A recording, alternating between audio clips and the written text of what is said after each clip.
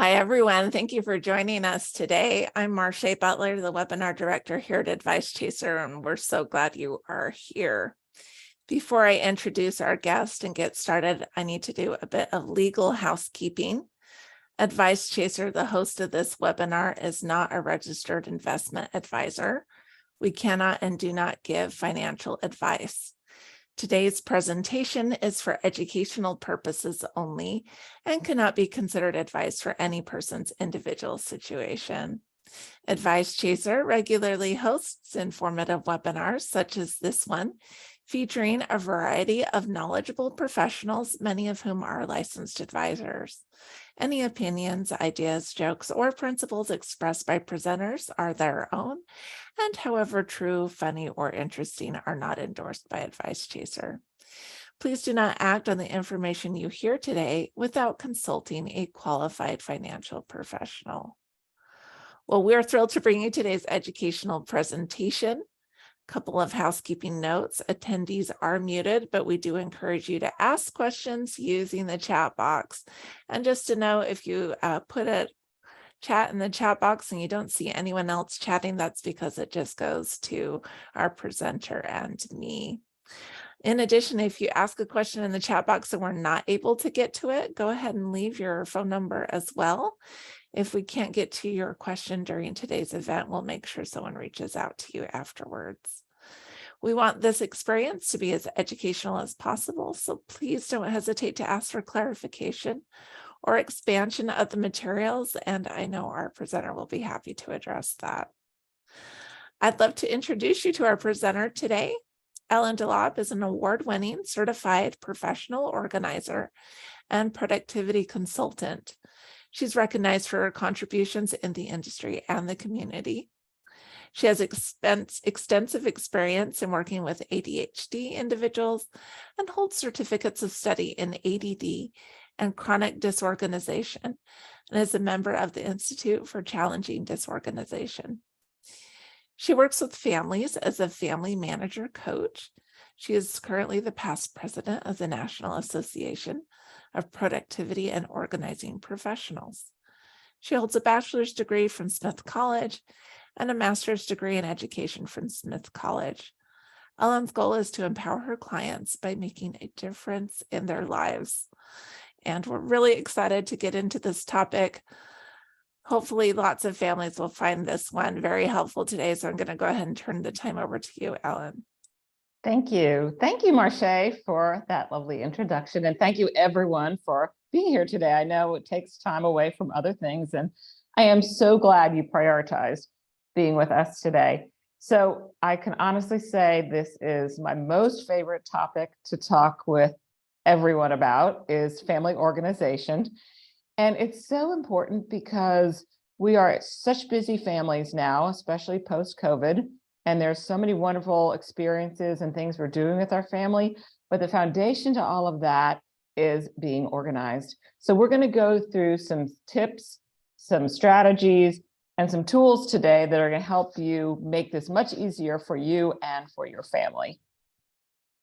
So the first thing we're going to talk about is how routines make such a difference. So routines are things that we do a lot like habits that go on, that are a string of activities that happen in our daily life that make things much smoother throughout our home.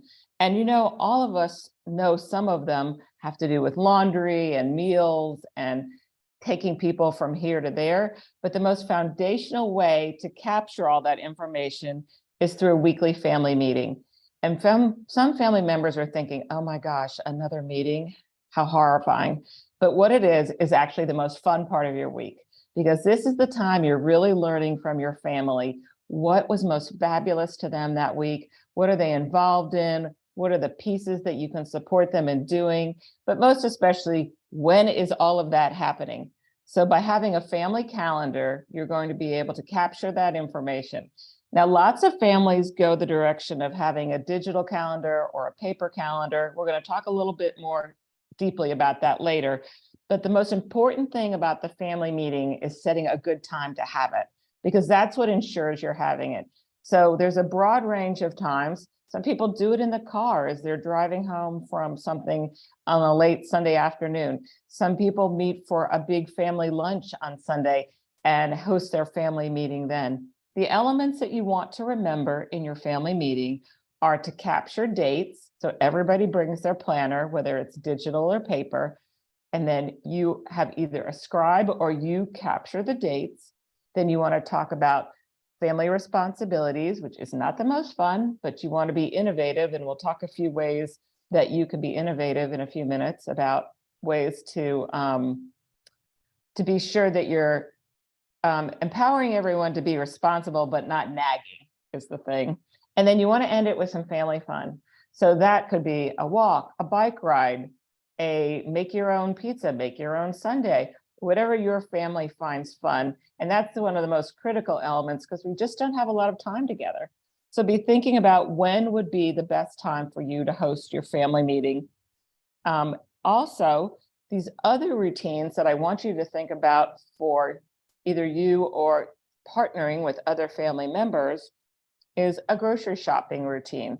So I really recommend having 1 or 2 designated shopping days where you can make the list, be a little intentional about what you're purchasing so you can stay true to your health goals. And then whether you decide to online shop. Recently, I talked to a group of moms and they were talking about who they all use, Shipt or the local grocery store chain or Amazon. So whatever ways you want to find it easy to get the groceries to your house makes it easier for you to have meals ready for your family. I'm also a big believer in doing laundry on designated days. Now, some people divide up the laundry where certain people do their own laundry, but by having a designated day, that way you know I'm collecting it and you're getting through the complete cycle of laundry, which means it's getting back to whatever space it goes to, whether that's a laundry basket in your kid's room that they're going to dig out of, or whether it's put away in a dresser, whatever you designate that to be. It's really important to have a landing strip. That's where people come and go in your house, is a designated spot to hold the bags, the backpacks, things like that. So that landing strip often gets very cluttered because at the end of the season, there's a lot of coats there right now. So as soon as we turn to spring, we're going to get things returned to where they go. But you want to create that by having hooks so things can hang and stay off the floor. You might have a mud room with cubbies designated for each kid. But that way, and even shoes belong there because let's face it, coming and going in the house, we want to have shoes where we can easily find them, slip into them and get going. So a landing strip is a really good way to be sure everything's available when you're ready to get out of the house. Family dinner and family bedtimes are important as well. So it is very difficult for us to gather our family at the same time every evening. So just be really intentional about how family dinner is going to happen at your house. It may only happen once a week, but again, you want to be well prepared by having your groceries ready. Who's going to be cooking? How is this all going to come together? And then I want to assure you that every family member needs a bedtime. So as the parent, I always tell people, put your own oxygen mask on first. That means you need a bedtime too. So your bedtime should assure that your cup is filled so you can pour from it later. That means getting your kids in bed and creating a bedtime routine that promotes a good night's sleep. Having a common charging space in a place that you're not going to be disturbed by blue light or dings and clicks and things all night long, and the same for your children. It's hard to, what I would say, enforce a family bedtime, but by everybody knowing the value of it and being sure that they're prepared by putting away their devices early, getting into their nighttime, their jammies, whatever, early, so that they're ready for bedtime, that makes the biggest difference in being sure that you're getting in bed on time. That's so funny because just a comment here, in our own family, I just noticed if we unplug the router at a certain time, it makes bedtime, because I have a teenager. So, He's always loses his cell phone, so like that's not a problem. But if the router's on so that he can access the internet, it's just such a temptation, and to us too. Exactly. So I think that's super advice, Marche, because there's so many families starting in elementary school that really struggle with this.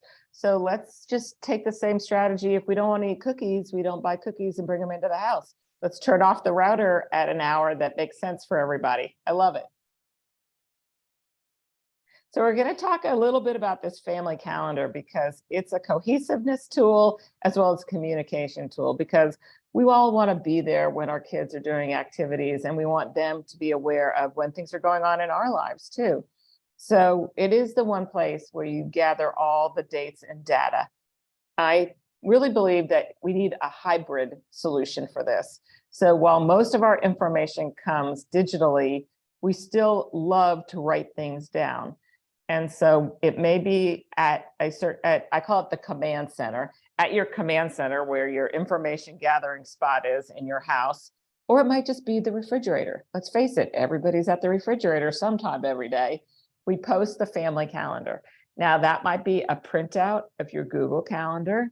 It might be one of those giant desk size calendars. This is a month at a glance calendar. Lots of people go with color coding, which is amazing because then we can automatically spot, which person is doing which activity, where do we need transportation, what are all the elements that we need to be sure that are ready for whatever activities coming up. But assure that every member of your family is a contributor to this family calendar, because you get a lot more buy-in from all of your family members when it's their responsibility to add to the calendar. And so when you're in your family meeting, be sure someone is your scribe for the family activities that are coming up. The other wonderful thing about the family calendar that I love is it's also a signal when our vacation's coming up, right? So we want to have those in bright colors too, because we want to know this is where we're going to have time off and time together.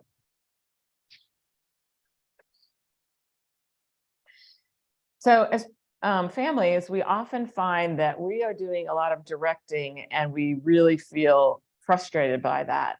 And so we want to have some other tools that will help us communicate with our family members. So one of my favorite ones are charts and checklists. So checklists is just the sequence of activities. You want to keep it brief. Don't have more than 5 things on your checklist. You might have morning, after school, and evening for your family, so they know the sequence of activities that are going on. Charts are great because they incentivize accountability. So right away, you're going to see how successful everyone in the family is being at meeting their goal or their new, something they've started new that's a new habit. So some of these visual aids make all the difference because many of us are highly visual. And as a result, it helps everyone know all the details that they need to know. So that's where signs and labels come in. So I love to refer to myself as an over labeler, and I'm probably not even in recovery yet, but I highly recommend a label maker for every family. There's many of them. There's even a label maker aisle at Walmart, okay? Choose your favorite. I usually buy the label tapes that are just white background with black lettering. They can get super fancy. You can get every color. They come in glitter, everything.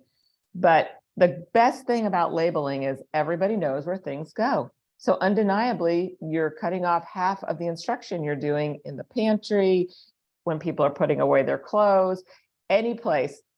If you're moved into a new home and you don't know which light switch turns on which lights. So I would highly recommend for birthday, anniversary, next 4th of July, whatever holiday's coming up, gift yourself a label maker. It's going to make a giant help. And then finally, I want to remind us that there's a lot of practice that is required when we have habits and routines that are going on in our family. And consistency is probably one of the hardest things that I find for my clients, is to keep up with their family meeting or keep up with their calendar. So remember, we're all on like a rough draft mode.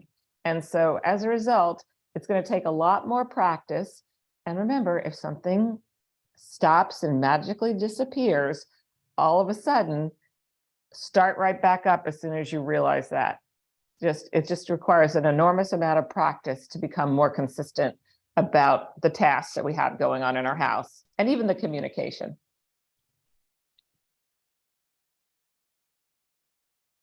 So the evening routine, I talked a little bit about how bedtime is such an important part of our day because of the rest that's required. And as a result, we just want to be as consistent, again, a checklist that will help us be prepared. And sometimes that means assigning some times to your workflow. Like for everyone, give yourself at least an hour ahead of time to know I'm starting my bedtime routine. So if you plan on being in bed by 11, you should give yourself signals starting at 9:45 and 10. Everyone does better with a little transition time. So when you're thinking about that transition time, give yourself ample transition time because it takes longer. There's things that are, we're interrupting an action we're already doing.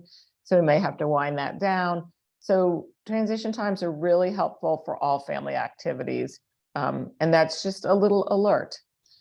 And remember to eliminate all the blue light devices. That includes things like your Kindle if you read there. And for many of the parents, I know it's difficult to store your phone away from where you might hear it, but you might be able to store it under your bed or in your nightstand drawer, someplace that you're not going to see the blue light. A relaxing bath. There's lots of lavender bath salts that are available. Getting ready for the next day. I find this to be incredibly helpful, like pre-loading things at the landing strip so that you don't have to remember in the morning all the pieces of things that you're going to be needing. So preload your kids and preload yourself as well. And that might mean starting a little bit of your lunch prep in the evening too. Getting all the backpacks, all your bags set at the landing strip, everything plugged in to be charged. That's another wonderful thing about the command center and the common charging area is you're always fully charged when you leave in the morning to set out on your day, and so is the rest of your family. And then no matter what meal you start the day with, be sure that you're set for that. That might mean your breakfast table is set. That might mean that the things are ready for your smoothie. Whatever that is, have those things prepared so you don't have to do a lot of extra thinking in the morning. So I often say a productive day starts the night before, and that's where your evening routine comes in. It's bedtime, it's preparation, and then it's actually getting in bed at the time you're making your goal to be in bed. I did a question here about Mhm. people who are more morning people and would prefer to do a lot of the preparation, just getting up earlier than the family. Or, if your natural rhythm is nighttime's not your best time, or maybe morning's not your best time. Can you talk a little bit about that? So I love this concept called chronotype, and it has to do with the time of day that you are best at, you do your best work. So learn a little bit about your chronotype and lean into that, because I really feel like whatever that time of day is best for you to do the preparation work because you're fully focused and thinking at that time. So there's I think 4 types of chronotypes. So that way you would know, because some people are actually best in the afternoon too. Unfortunately, that might not be when they're at home, but it's something that you can learn about yourself and your family too, because often we're mismatched with chronotypes in our families. Somebody's a morning person and somebody's not, and that can be a real struggle too. So thanks for bringing that up. So if you have kids at your home that are homework doers, I suggest having a little structure for them, because by that time they've really kind of worn out their energy. So they do need a break before they get started. They also need some kind of food, some kind of protein is best. Setting a start time so that I was talking with Marche about this. No one is going to want to do their homework later in the afternoon any more than they want to do it now. So your future self is the gift you give your future self is that you start homework on time. And so starting it at an hour, if your children are on any type of medication, you want to think about that as well. So having a start and a finish time, because also there's this philosophy that your work expands to fit the time you give it. So if you can help your children know that there's a little bit of urgency, if you're going to be finished by a certain time, then we're going to have dinner, then you can do all the things you want to do after the homework time. Then a timer is super helpful too. And so part of the strategy you're using with homework is the getting started is the hard part. The doing may not be as hard. And then sometimes the completion is hard. So using something that I call the Pomodoro technique, you can look it up. It's pretty well established as a strategy for people who have trouble getting started, don't feel as engaged in the task during the task, and have trouble ending. So the Pomodoro technique is a series with a timer of 20 minutes work, 5 minutes break, 20 minutes work, 5 minutes break, 20 minutes work. So in effect, you've done an hour's worth of work. Now, I do get a lot of feedback. People are like, hey, if I stop, I'm not going back. So you have to know what's best for your family and the people who are doing homework. So they may need to just keep going. One of the strategies that I also suggest is have a little variety in where they are doing homework. Don't have it be any and every place, but maybe designate 3 structured places where your family member can be optimally working. So I always recommend the dining room. There's very few people that actually have a dining room and use it as a dining room, but it's usually a pretty low key spot. It's one room off the kitchen where people are actively engaged in making dinner and talking. So there's just enough of a hubbub that people can feel engaged in their own work. I also recommend if you have an outside space. So just most of our Wi-Fi goes right outside our back door. So again, it's kind of quiet out there, and being in a green space is a real positive. So you might just have a folding chair with a little tabletop out there that your kids can balance their computer or their devices on. So having a little variety in the location can also make it a little more interesting to do your homework. And of course, the end part of every homework routine is getting everything in the backpack. No matter what, your kids, even though at the very end of their homework, they are done, we need to help them create the habit of getting things back into the backpack so that they can get it turned in the next day. So that's something you might have to add a little incentive or encouragement to.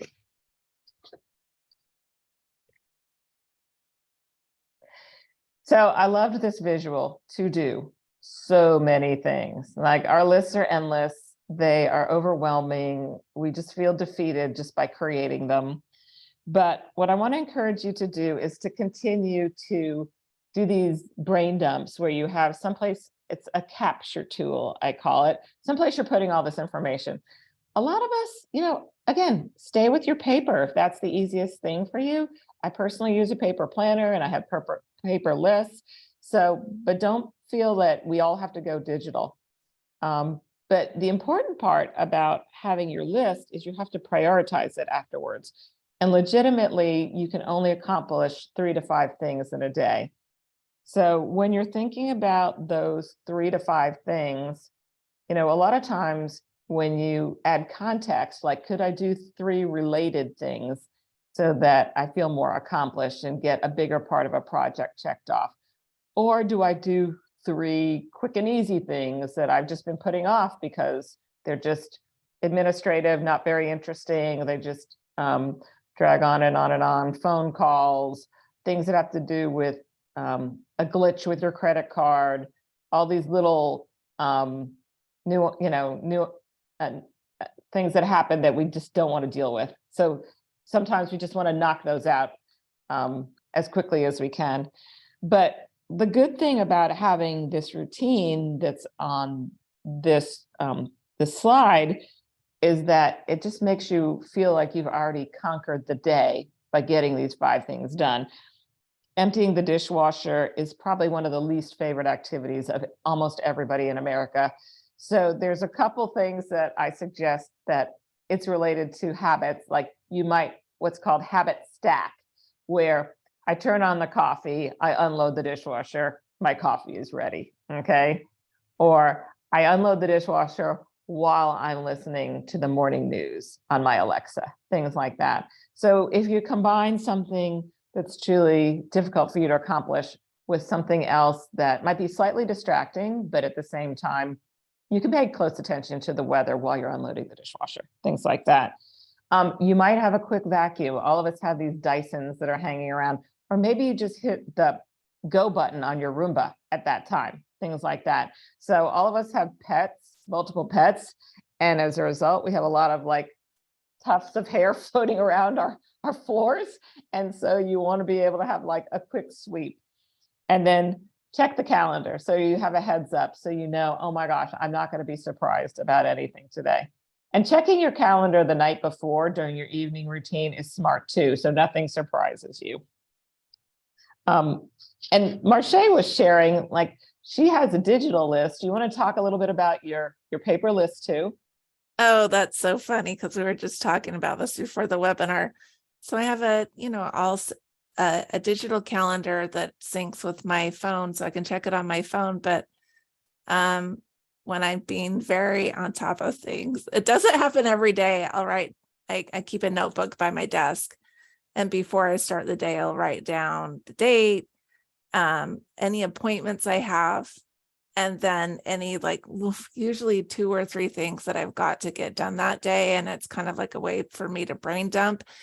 And I can always transfer that to another day. But it just, since it lives on my desk anyway, it's a good way for me to reference. Yes, I think just these visual reminders and kinesthetic, like you wrote it down, so it was a little bit more imprinted on your brain, the importance of it. So just leaning into your personal strengths makes all the difference when it comes to family organizing, and acknowledging your kids and your partner's strengths too, because that's a wonderful thing for people to be able to be supported and nurtured in those, and for them to learn more about their own styles as well. So this is probably the scariest thing we're going to talk about today, which is decluttering. If nothing else, set an annual time to declutter, because things build up so quickly in our homes. It's shocking, especially with things being delivered more and more, how quickly things are coming into our space. So we really have to have a plan on how things are going to leave.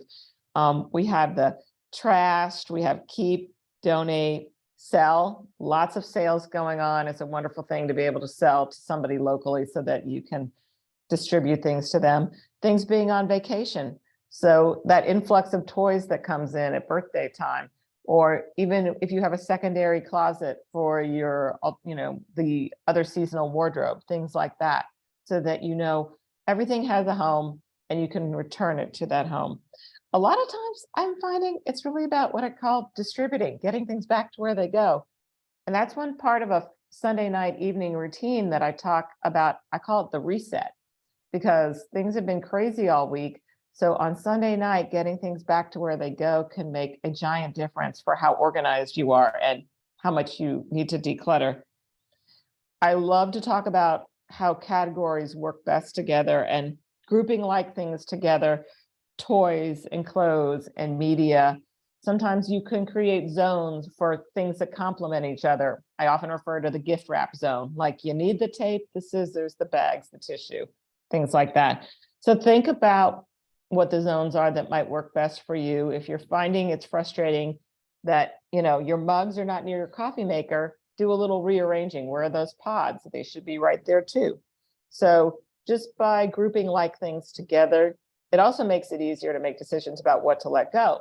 Because when you see those 10 pair of black pants together, okay, pants number 9 and 10, they're really out of style. They don't fit me well. I like to say gravity has happened. And so we need to let go of some things. But when we see them all together as a group, it's much easier to do that. of course, create a home for everything and then label each spot. So that makes it much easier for everybody to know where to reset things back to. And what you'll find is your kids can be, and your partner, an active part of the decluttering. Just remember that their decisions should be respected and that your decisions should be respected, so that we lower the frustration level of what's being let go of, and it makes it easier to move it forward.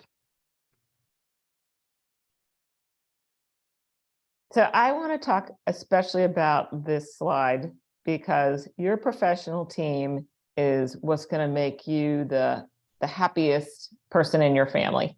Because I know that this is often the responsibility, or feels like the responsibility, of a single person in a family as opposed to the entire family.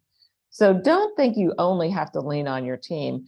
One of the most valuable things I've shared with people is to have a cleaning person that you know personally, because that relationship is going to really carry their work with you much farther than you might imagine. Having a professional organizer come in and help you decide, where do things really go? Where is the best home for those things? So I'm not as frustrated. They also might help you let go of some of those things that your family has outgrown and no longer needs, but you are a little bit more emotionally tied to that. There are coaches that will help you with setting up structure to your day, with your time management, and then of course, lots of financial advisors, because it's very important for us to be intentional about our finances and use our resources well. So there's so many people that could be a part of your team, and I encourage you to always build a bigger team. If you're feeling frustrated, then you know you need to add more help, because frankly, we all have so much more expertise out in the universe now than we used to have, and people have specialties. So do the research, ask friends, ask around, find someone who's going to work really well with the needs that you have, and that way you as a family member will be much happier and everything will run much smoother as a result.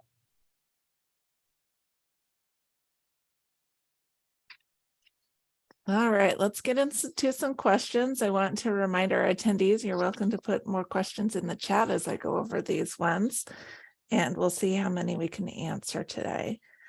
All right, can you talk a little bit about minimalism? And I don't know how actually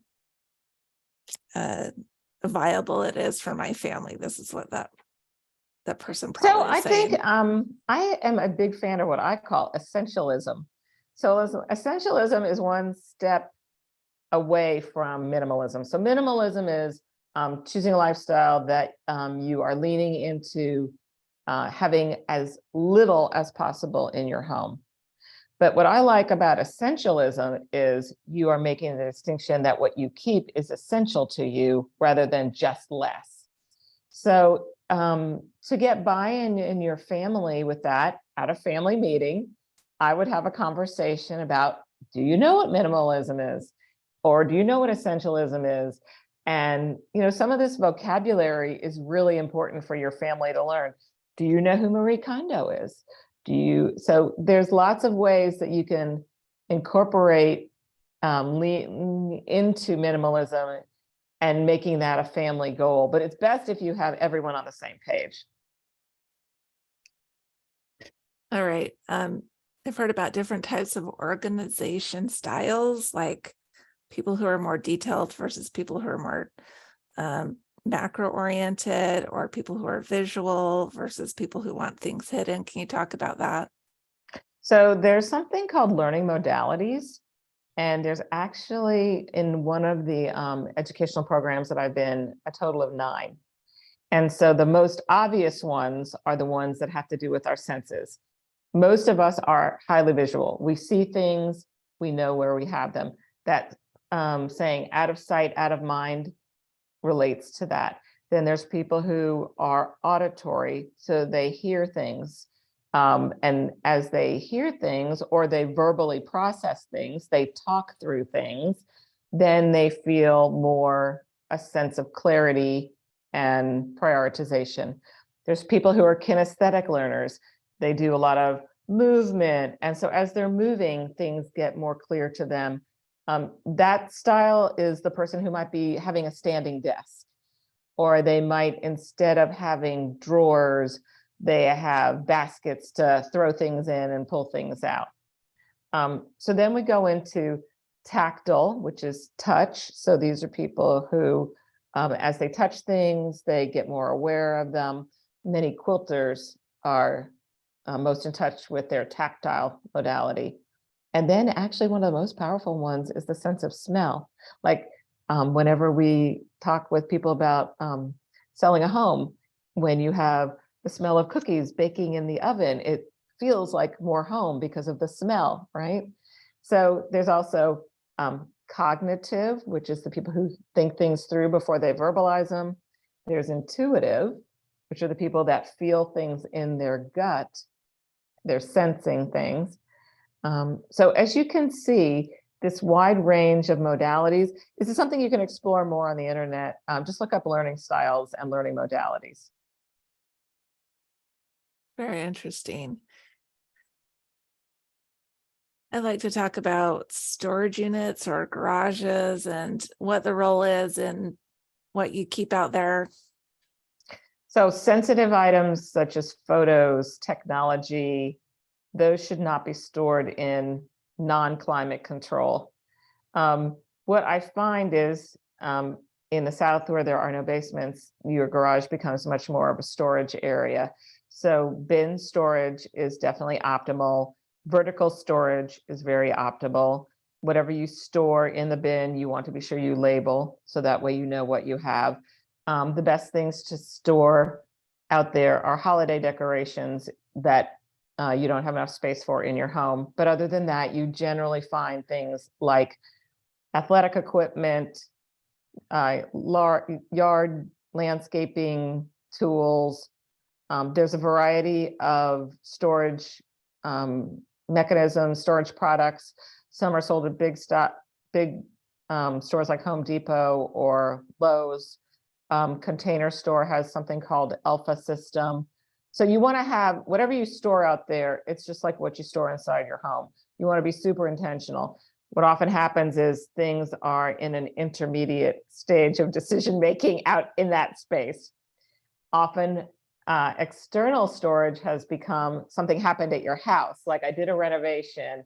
My family had a loss, and so my parents' things went in there. So you have to be super decisive when you're ready about that storage unit so that you can eliminate it and free yourself of the cost.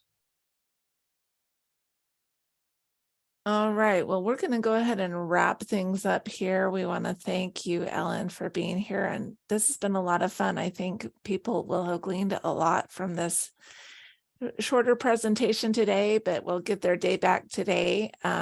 Let me go ahead and pop up your picture here so people can see your information again.